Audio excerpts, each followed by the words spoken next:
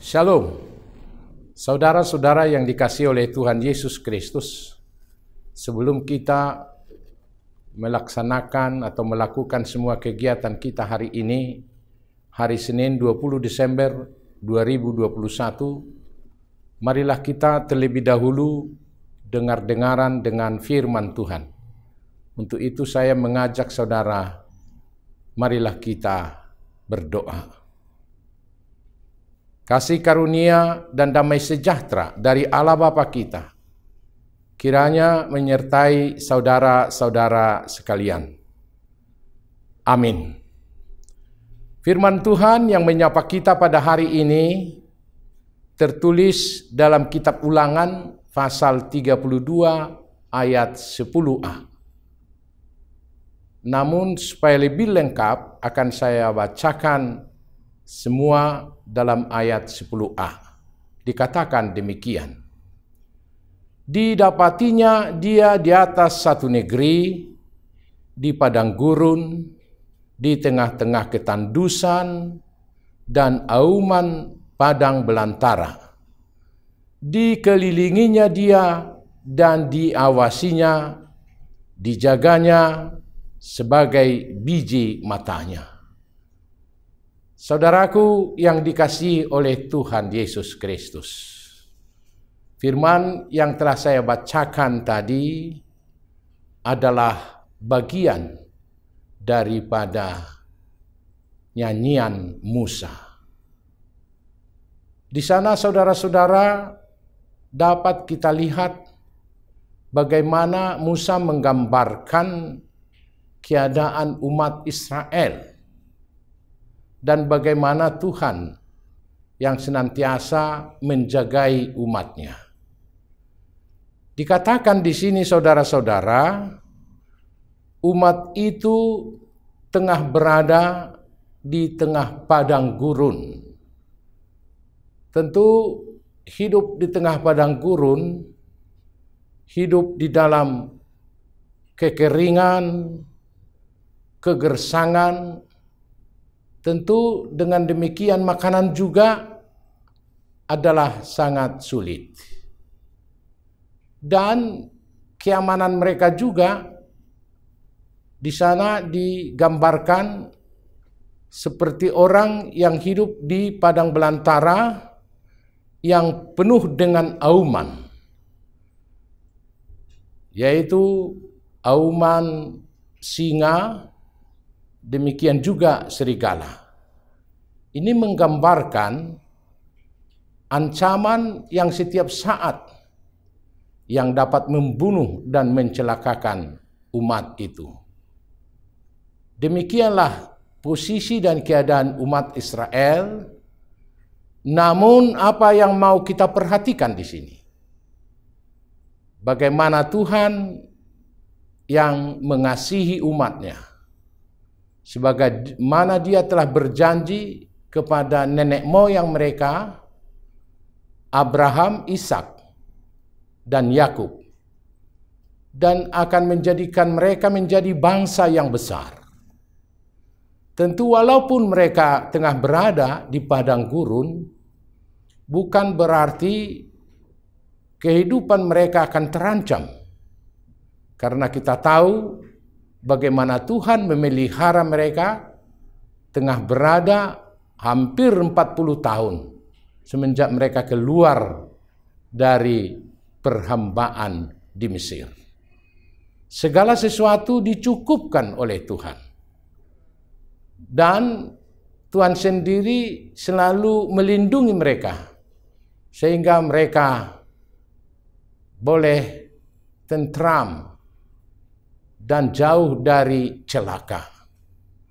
Saudaraku yang dikasihi oleh Tuhan Yesus Kristus, demikianlah gambaran bagaimana Tuhan sungguh mengasihi umat yang telah Dia pilih itu. Bahkan dikatakan di sini dalam ayat 10b, dikelilinginya dia dan diawasinya, dijaganya sebagai biji matanya. Digambarkan umat itu sebagai biji mata Tuhan. yang artinya kalau kita perhatikan seseorang bagaimana dia menjaga biji matanya, dan memang biji mata itu adalah sangat berguna di dalam kehidupan seseorang. Bahkan kalau kita lihat bagaimana Tuhan menciptakan struktur biji mata kita ini, di mana ada kelopak mata yang setiap saat dapat berkedap-kedip.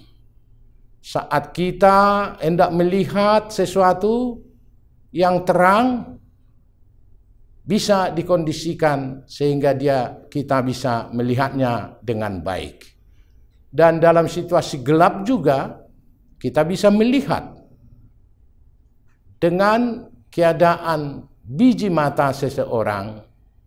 Tentu seseorang itu akan menjaganya. Kalau belakangan ini, umpamanya kita sedang berjalan di terik matahari, orang bisa memakai kacamata reben. Dan untuk menerangkan bagaimana kita untuk memandang dan melihat jauh, kita bisa memakai kacamata yang bisa melihat jauh.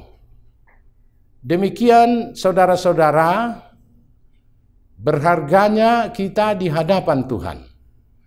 Dan demikian juga Tuhan sungguh menghargai umat yang telah Dia pilih, umat yang telah Dia bawa keluar dari perhambaan itu untuk menjadikan mereka menjadi umat kesayangannya. Saudaraku yang dikasihi Tuhan Yesus Kristus, demikian juga harus kita yakini dan percaya dalam kehidupan kita, walaupun kita berada dalam situasi sulit. Apakah itu karena faktor ekonomi maupun dalam situasi kita ada ancaman yang kita hadapi, tapi kita tetap percaya bahwa Allah kita itu adalah Allah yang selalu menaungi, Allah yang selalu menyertai, bahkan Allah yang selalu membuat kita hidup dalam ketentraman. Tetap percaya saudara-saudara bahwa kita digambarkan sebagai biji mata Tuhan yang selalu Dia jaga, yang selalu Dia pelihara supaya kita tetap bahagia dan tentram dalam hidup ini. Sebentar lagi kita akan merayakan perayaan Natal. Natal menunjukkan cinta kasih Tuhan. Walaupun kita adalah orang berdosa, namun sebagai umat pilihannya, umat yang Dia kasihinya, Dia rela mengutus anaknya menjadi manusia demi keselamatan kita, supaya kita menjadi anak-anak yang Dia lepaskan. Oleh karena itu saudara-saudara, dalam menjalani dan menapaki hidup ke depan, mari kita hidup penuh dengan percaya bahwa Tuhan akan selalu mencukupkan, Tuhan akan selalu menjagai, sehingga bencana, ancaman, ataupun mara bahaya akan Tuhan luputkan dari kita. Amin. Kita berdoa. Bapa di dalam surga, terima kasih Tuhan bahwa Engkau adalah Allah kami yang sungguh memperhatikan kehidupan kami. Walaupun kehidupan kami pada masa sulit, bahkan penuh dengan ancaman, namun kami yakin dan percaya bahwa Tuhan akan selalu berada dan bersama melindungi kami. Bahkan kami diumpamakan sebagai milik Tuhan yang paling berharga, seperti biji mata Tuhan yang setiap saat Tuhan akan lindungi, Tuhan akan jauhkan dari segala mara bahaya, sehingga kami sungguh-sungguh boleh hidup penuh dengan kedamaian dan kesejahteraan. Terima kasih Tuhan, biarlah Engkau senantiasa menyertai kami. Apapun yang Tuhan berikan kepada setiap umat-Mu, biarlah kami dapat mensyukuri bahwa Tuhan adalah sungguh baik, pemelihara hidup kami, yang senantiasa menyertai kami, menjauhkan mara bahaya dari hidup kami. Kami berdoa Tuhan buat jemaat-Mu yang rindu akan keturunan. Tuhan telah menetapkan mereka menjadi satu keluarga. Mereka rindu Tuhan untuk kelahiran anak di tengah-tengah keluarga. Bila mereka Tuhan masih menanti pada saat ini, kami tetap yakin dan percaya pada waktunya akan Tuhan kabulkan. Karena Tuhan telah mengangkat dan mengambil kami menjadi anak-anak-Mu. Biarlah mereka juga Tuhan dapat memiliki keturunan sehingga sukacita akan senantiasa mereka miliki. Terima kasih Tuhan. Inilah doa kami yang kami mohonkan di dalam nama anak-Mu, Tuhan kami Yesus Kristus. Anugerah dari Tuhan kita Yesus Kristus dan kasih setia Allah Bapa dan persekutuan Roh Kudus kiranya menyertai saudara-saudara sekalian. Amin. Shalom.